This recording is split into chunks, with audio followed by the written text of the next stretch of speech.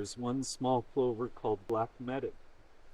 That's very good for the soil, but it can run rampant in your beds. That has to come out. The primrose, evening primrose, these are all biennials. So next year they would flower and they'll turn into, I don't see any right here.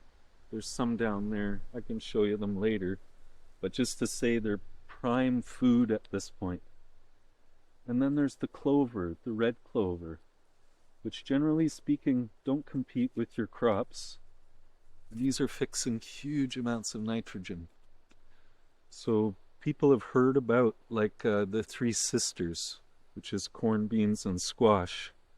And in that equation, well, I could talk about that for an hour or two, but just briefly, it's the beans that are fixing nitrogen, because they can pull the nitrogen out of the air and fix it into the soil through these synergistic little fungal nodules.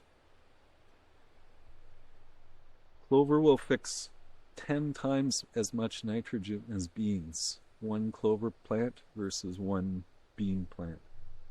So while you might not be getting food, which we get food in a sense because we're harvesting flower and leaf material for tea from the clover, it's doing a huge amount of work for you to fertilize the soil. So with permaculture, where everything's a deep mulch, and the only things in your bed are the things that you planted intentionally, you don't get any of this. None of these healers, right? All these plants are healers. They're coming in to help transform the land so it can become forest again. And the herbs come in at the very first step. And so this whole thing that used to be a very well understood thing for everybody in agriculture throughout time of letting the land go fallow, which means you don't touch it for 1 year. You let all the wildness come back in. This is what heals the land, it's these weeds.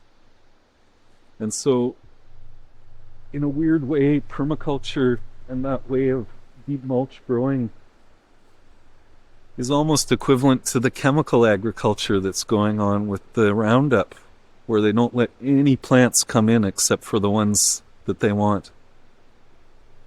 And both of them are forms of fascism. They're where you've selected one thing and said everything else has to go. We have to stop that way of thinking. There are certain times and certain places where that may be true. But most people would have argued that this would be one of those times and place. But I've dug through these beds, and if you look at them, there's a little clover about every 3 feet, 2 feet, all through the beds. I've left them. I'm going to plant around them. It's not a problem. And then I've also harvested pounds and pounds of medicine and food. And so I'm going to harvest a little bit of stuff right now, just to show you what kind of things can come out of a weedy field.